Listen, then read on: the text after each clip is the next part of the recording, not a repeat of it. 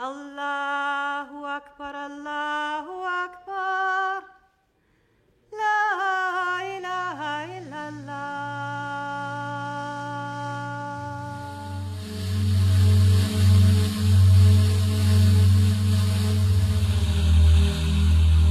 Homosexuality is a crime and is punishable in Islam by death.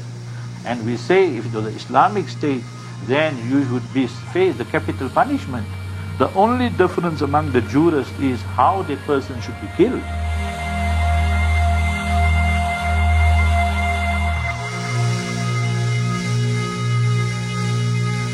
Homosexuality is a sin, it's a crime, it will not take you to heaven, it will take you to hell.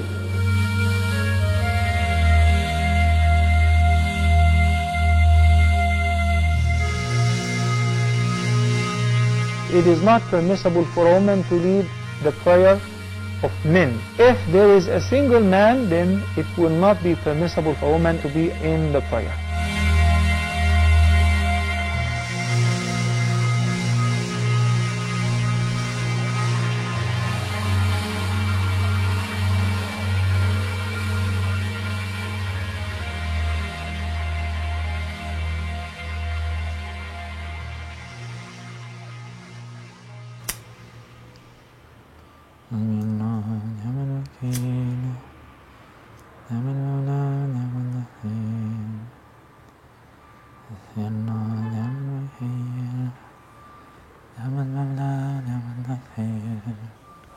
The mainstream representation of homosexuality within Islam is very homophobic. It's about rejection, exclusion.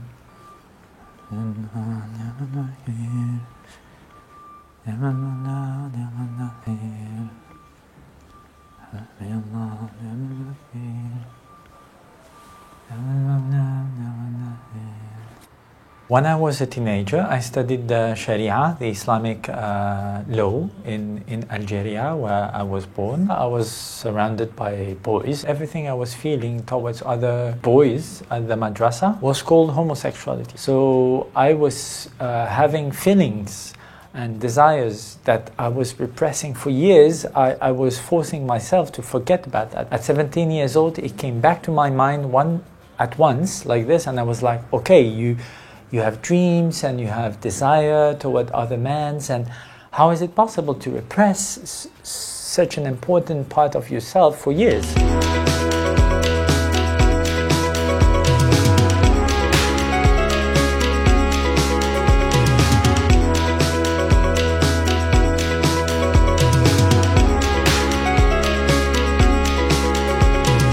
When we came to France, I tried to live both my homosexuality and spirituality. I was trained to be an imam, and my friends in Algeria became imams and so on, but it was very stressing to think that I have to forget about a part of myself to be a true good Muslim from their perspective. And after all that journey around the world and within myself, I said I could just try to find a place for people like me in Islam. I founded the first homosexual Muslim organization in France, and after 2 years we had more and more people coming to us, homosexuals, telling us we would like to pray together, have spiritual activities together.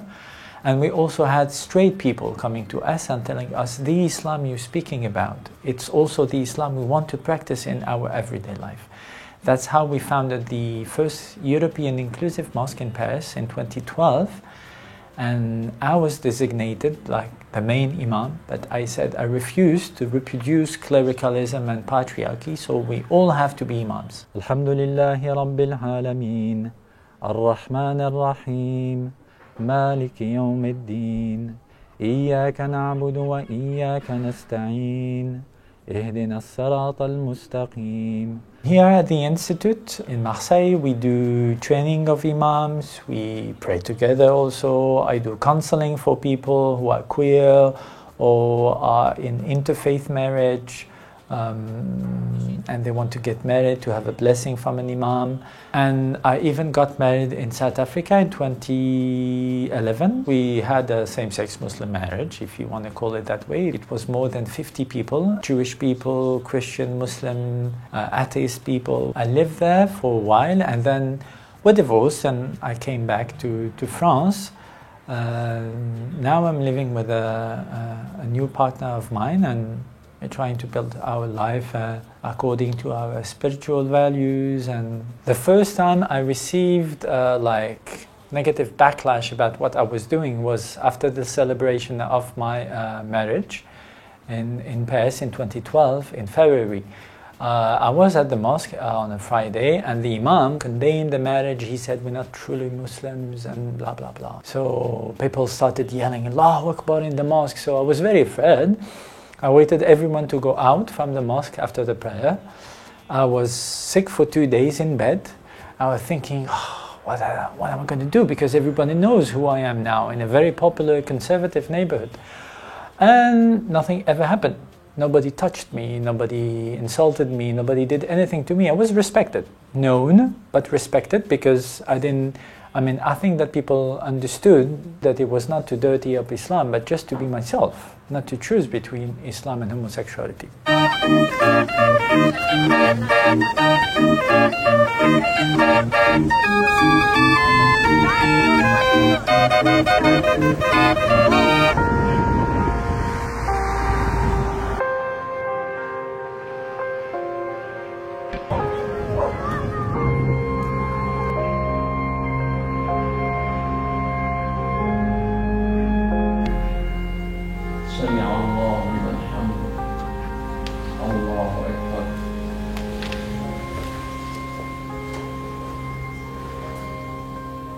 We opened this mosque on 16th of June 2017. We are hosted in a church. Men and women are not separated in the mosque.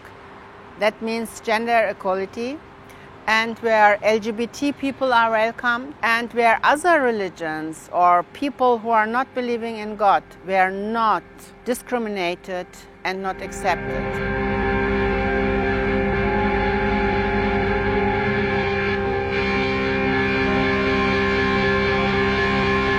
Since we have opened the mosque, there were lots of reactions from Muslims from Germany, but also from all over the world. We got the reaction from Turkey. They deny that we are Muslims, and they call us extremists fighting against Islam. We had a fatwa from Cairo.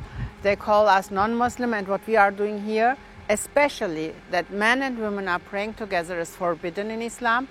And there's an Islamic center in Hamburg. They also said that we are extremists and non-Muslims and practicing something to fight against Islam, call us terrorists. I also get lots of death threats. I have bodyguards protected by German police. People tried to kill me once when I was 21. They are terrorists. They bomb other people and kill people. They try to kill me, and they want to do that. If they could have the opportunity, they would do. So I have to say, I have to be careful, but don't give your life in the hand of the fear. We have also lots of positive reactions. We have theological arguments that what we are doing is not against and not wrong in Islam, and we have lots of supports from Islamic scholars. Our enemies and people who send me death threats, they don't argue and they don't give us arguments, theological arguments. They just insult and they just send us through those social media bad letters and bad messages. Ashhadu an la ilaha illallah.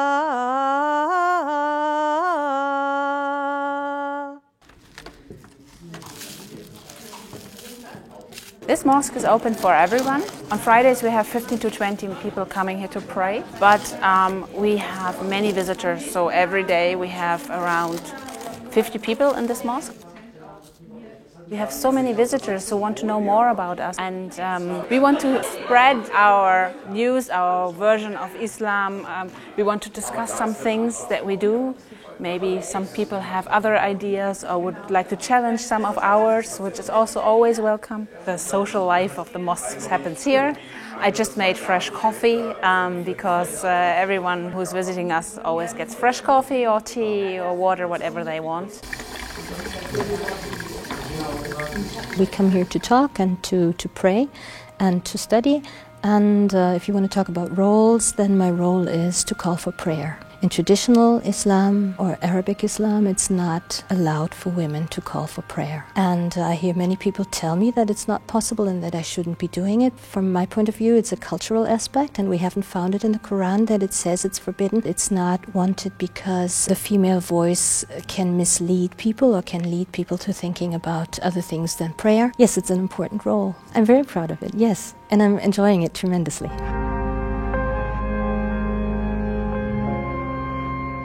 La ilaha illallah.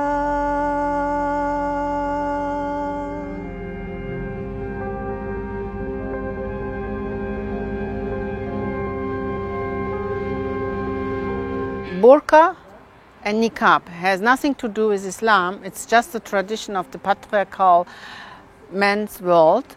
For that reason, I would love to ban the burqa and the niqab. But we are a liberal mosque. That means we are not closing our door for people who wants to come in. So if a woman will come with a burqa and go in with a niqab, she's welcome to come. IS and Boko Haram and Al-Qaeda, these are people who are arguing with the Quran and with the Prophet, and they call themselves Muslims, and they kill people in the name of Islam. That's the reason why I would never say they are not Muslims. What they are doing is something what they can find in Quran and interpret it in their own way how they want. And for that reason we have a problem inside the Islam, and we have to debate about this issue more than deny that it has something to do with Islam. It's not a solution to stand up and say if these terrorists are killing people, they are just terrorists. They are Islamic terrorists. I'm absolutely optimist. If I would not believe in a change and in a dialogue, I would never start this project here and open the mosque.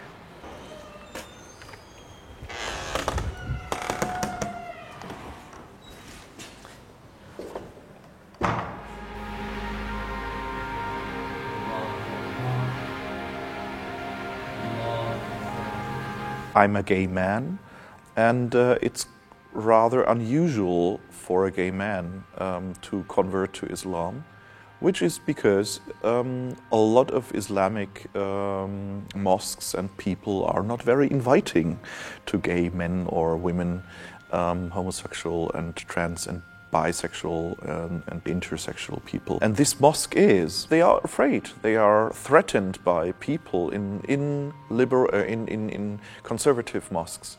They are threatened by the conservative Islam. I came to this mosque and I converted to Islam. So it touched me, and then God touched me.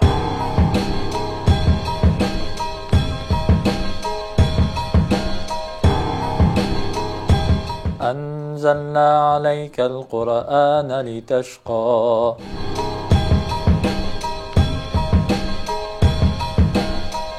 There's nothing in the Quran speaking about homosexuality. When the Quran speaks about same-sex relationship, it speaks about rape. Patriarchs in Sodom and Gomorrah raping angels, or the daughters of Lot, or young boys, young girls. They're trying to rape everyone. So it's not related to homosexuality, same-sex love and consenting intercourse and so on, respect and so on. It has nothing to do with that. It's about rape and violence and patriarchy, and that's, of course, it's a sin. In any culture it could be considered to be, it has to be considered to be a sin.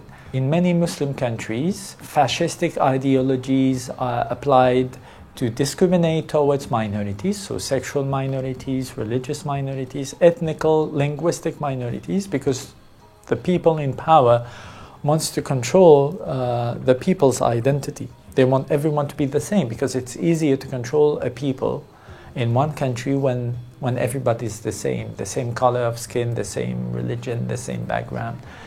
It's about fascism. It happened in Europe last century. It's happening in the Arab Muslim world. It has nothing to do with the Arab culture, because it was full of diversity and art and culture and homoeroticism for centuries. But now it changed to be more patriarchal and fascistic, all the same, on the same facing, on the same line. Using Islam to justify fatism, for me, it's the sin. Homosexuality is not the sin.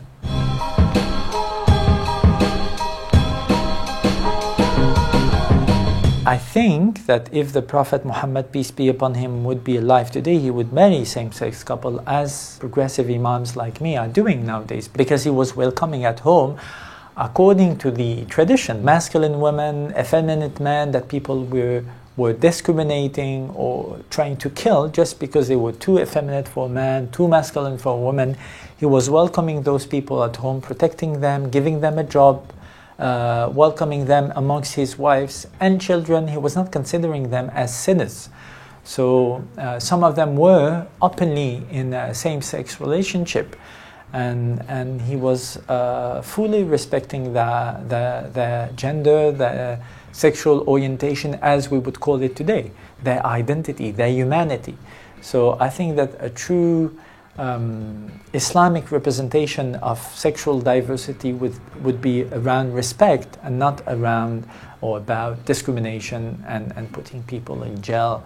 This is what Daesh is doing, and Daesh is a fascistic state, so-called state. It has nothing to do with Islam as a spiritual tradition.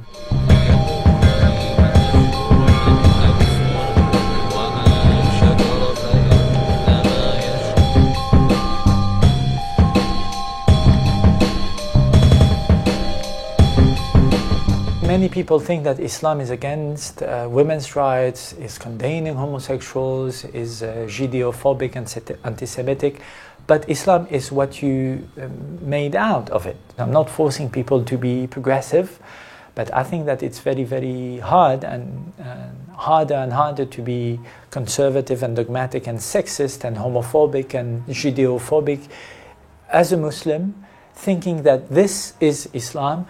If you're living in Europe, which is like progressive, secular, democratic countries where everybody has the right to be who he wants to be. So I think that the future of Islam is progressive Islam, as we call it, progressive Islam, not the dogmatic Islam. Dogmatic Islam is just a heritage of 20th century full of tensions and war, and this is not Islam, not for the future generations for sure. It's not going to survive the 21st century.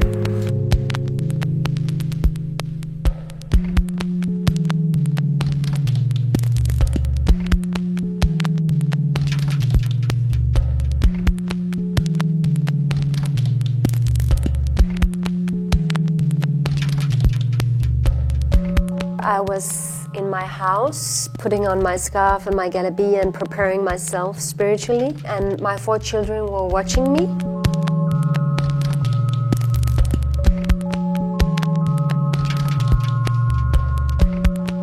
One of my children, the youngest, Halima, she was 5 years old at that time. She looked at me with like proud eyes.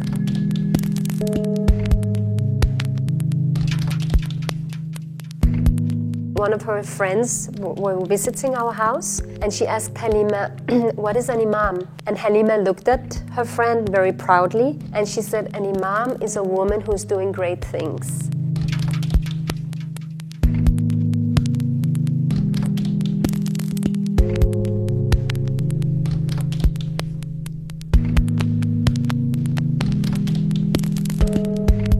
We are the first women's mosque in Europe. We are challenging patriarchal structures within the mosque community, within the institutions, by having female imams leading the prayer, leading the khutbah, the sermon before the prayer, performing Islamic ceremonies such as Islamic marriages, divorce, conversion. Imama is a female imam.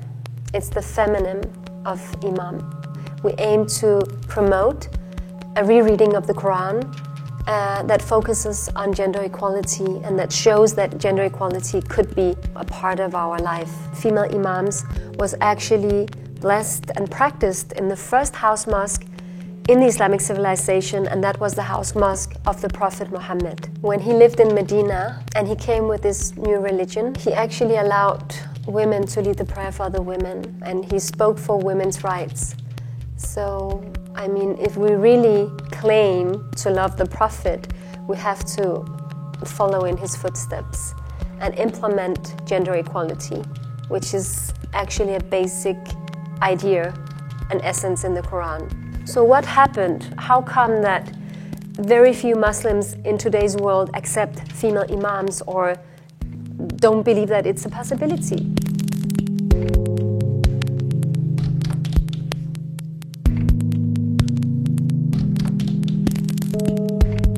In real life, we see lots of examples of Muslim women being suppressed, and in many countries, Muslim women do not have the same rights and possibilities as men. In many countries, we have a degree of illiteracy, like in Morocco, 30% of the populations are illiterate. And of course, if illiterate men interpret the Quran, the result will be a catastrophe, especially when they have this patriarchal way of thinking and understanding society and women. In the board, we voted whether it should be a women's mosque only on Friday or mixed prayer. And the majority voted for a women's mosque on Friday. And actually today I'm very happy about the decision, even though I voted against it when we started, because I realized that we are on solid, safe theological ground when we are leading Friday prayers for the women. Nobody can claim that this is against the Islamic tradition. And when you want to create change, you better do it wisely.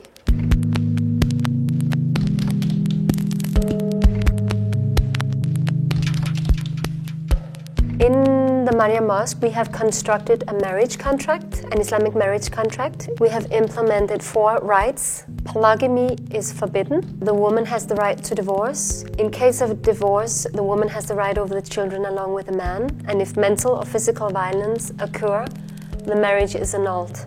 Today, unfortunately, many Muslim women, even in European countries and around the world, they don't have the right to divorce. And because of that, we see women who are subjected to violence but who cannot obtain an Islamic divorce.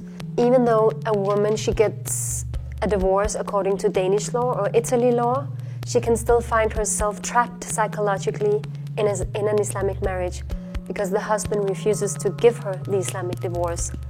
And then he can threaten her and tell her that, you can never marry again or you belong to me. So we believe it's a necessity to secure Muslim women's right to divorce. In the Maria Mosque, you have the possibility as a Muslim, practicing Muslim woman, to marry a Christian, for instance. So we believe that it's legitimate according to the Quran. In the Quran, it is stated clearly that men and women should find devoted seekers of Allah, of God, and both Jews and Christians are a part of the people of the book. So in the Quran, Muslim men are allowed to marry people from the book, and we believe that this right goes for the women as well. We have a new generation of Muslims who long for something else, who longs for a rereading of the Quran according to our times and our societies. A generation of Muslims that are confronted with one of the biggest dilemmas. That's the dilemma of interfaith marriages.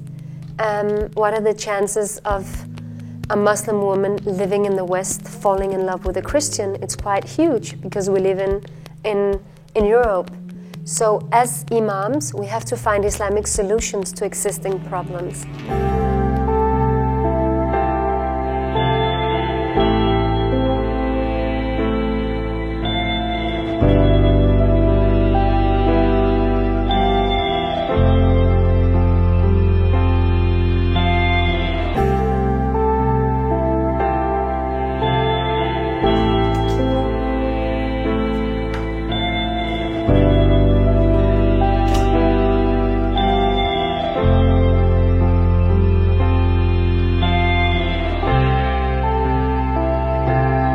My father always used to tell me that the perfect man is a woman.